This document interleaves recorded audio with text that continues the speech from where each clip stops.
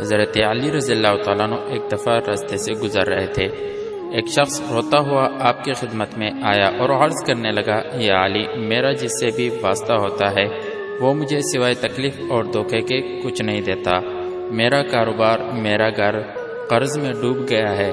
یا علی، مجھے کوئی ایسا عمل بتائے جس سے میں دھوکے باز انسان کو پہچان سکوں۔ بس یہ کہنا تھا اور حضرت علی رضی اللہ تعالیٰ عنہ نے فرمایا، اے شخص، اگر دھوکے باز انسان کو پہچاننا چاہتے ہو تو جس سے بھی کاروبار کرو یا بات کرو یا ملاقات کرو تو 3 مرتبہ یا علیم یا علیم یا رحیم یا رحمان پڑھ کے ان کی آنکھوں میں دیکھو۔